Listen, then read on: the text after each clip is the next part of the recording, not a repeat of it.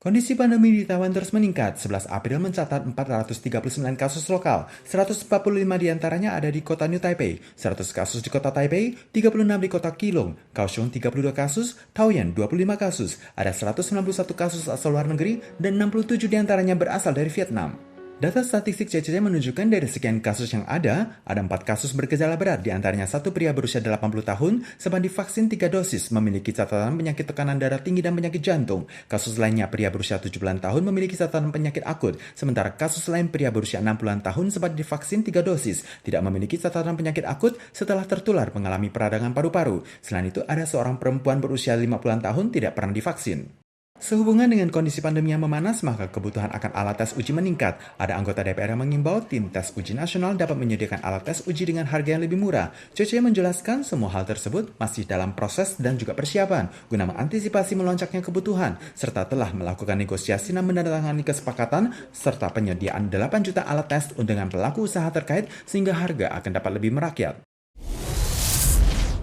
Kondisi pandemi di kota New Taipei terus memanas. Program perawatan keluarga pertama kalinya diusung 11 April. Pasien hanya perlu membuka aplikasi iCare di rumah, melakukan diskusi video call dengan pihak medis kedokteran. Jika tidak sesuai dengan waktu saat mengisi formulir online, maka akan diberikan peringatan. Jika membutuhkan perawatan, maka akan ada mobil khusus yang melakukan antarjemput. Bagi kasus asimptomatik atau gejala ringan, pada lansia berusia 65 tahun ke bawah, tidak hamil atau cuci ginjal dapat mengikuti program tersebut. 面对确诊数目，我相信只会往上。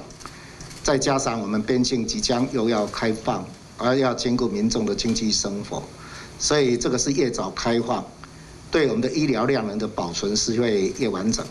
Karena persentase dan data varian Omicron cukup mencengangkan, mayoritas 99% bergejala ringan. Pihak Pemkot New Taipei menjelaskan ke depannya untuk kasus positif yang ditangani oleh tim dokter dari rumah sakit harus melakukan konsultasi kondisi kesehatan via telepon, barulah dipertimbangkan untuk berobat ke rumah sakit secara terpisah. Bagi kasus karantina terpadu atau perawatan di rumah, jika membutuhkan terapi obat, pihak rumah sakit akan mengirimkan resep dokter via email. Kemudian pemberian obat akan dilakukan oleh apotek terdekat. Obat akan tiba dalam 24 jam. Tata cara penggunaan obat akan dibimbing melalui daring.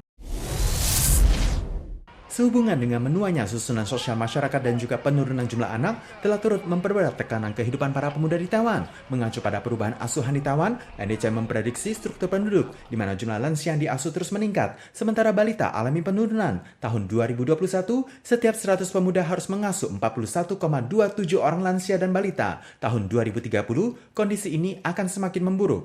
房价就一直涨啊，家里房子超贵的如果一个小孩的话，那可能之后我们老了，他一个人要抚养2个或4个。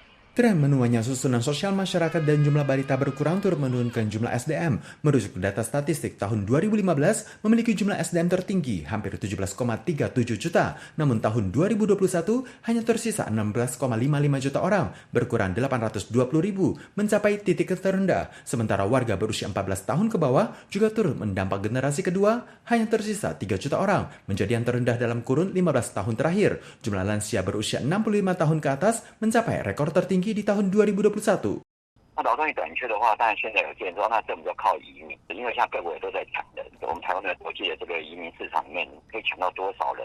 Pakar berpendapat jumlah SDM yang berkurang menunjukkan pemasukan pemerintah dari pajak penghasilan menurun, namun jumlah pensiunan terus bertambah sehingga dana kesejahteraan meningkat. Selain itu, keikutsertaan karyawan ragam industri, misalnya langkah antisipasi masalah kekurangan SDM, juga sepantasnya menjadi isu yang diperhatikan.